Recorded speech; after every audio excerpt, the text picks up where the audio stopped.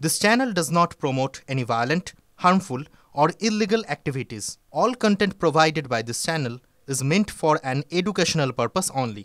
এদিকে তিলোত্তমা কাণ্ড শুধু রাজ্যের মেডিকেল কলেজই নয়, অনেক স্তরে স্ট্রেট কালচারের অভিযোগ সামনে নিয়ে এসেছে। সেই তালিকা থেকে বাদ যাচ্ছে না সিইএসসি। এ যেন আলোর অফিসে থ্রেটের আধার। টাকার বিনিময়ে ট্রান্সফার, জোর করে ইউনিয়নের সদস্য হতে বাধ্য করা ইত্যাদি নানা অভিযোগ সামনে উঠে এসেছে সিএসসি অফিসের অন্দর থেকে।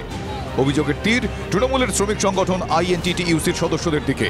এবার কোনো কর্মী নয়, যে ভিডিও সামনে এসেছে তাতে দেখা যাচ্ছে সিএসসিতে থ্রেট কালচারের শিকার খোদ এক শীর্ষকর্তা। অফিসে ঢুকে সরাসরি মারধরের হুমকির ভিডিও ভাইরাল। সিএসসির কর্তা অভিজিৎ ঘোষকে আঙুল উঁচিয়ে হুমকি এক তৃণমূল নেত্রীর। ভিডিওতে মারধরের হুমকি দিতে দেখা যাচ্ছে টিএমসি ইউনিয়নের নেত্রীকে।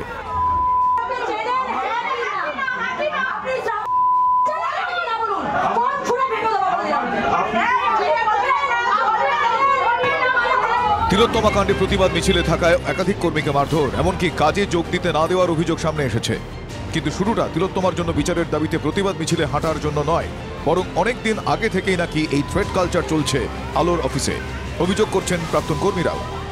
2016-তে তারা বাইরের কিছু গুন্ডা বাহিনী নিয়ে এসে একদম চরম হুলিগানিজম করে তারা ইভেন তার লোকজনকেও, আমাদের তো বিরোধী ইউনিয়নকে তো ছেড়েই দিন, তাদের নিজেদের ইউনিয়নকেও তারা হয় ভোট দিতে দেননি, নয় বলেছেন দেখিয়ে ভোট দিতে হবে।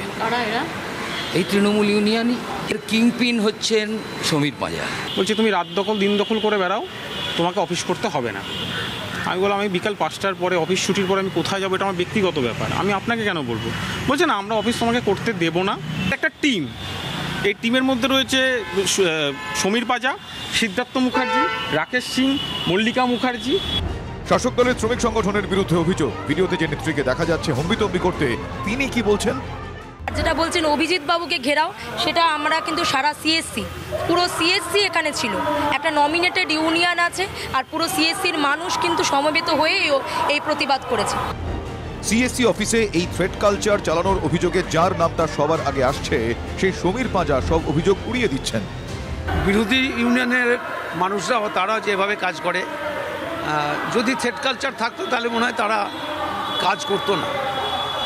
2003 সালে সিপিএম যেভাবে থ্রেট কালচারের মধ্যে দিয়ে প্রায় 2600 লোককে সিএসসি থেকে ভিআরএসের মধ্যে দিয়ে তাড়িয়েছে, থ্রেট দিয়ে তাদের বংশধরেরা এখনও, সেই সমস্ত নেতার ছেলেমেয়েরা এখনও তারা কাজ করে যাচ্ছে।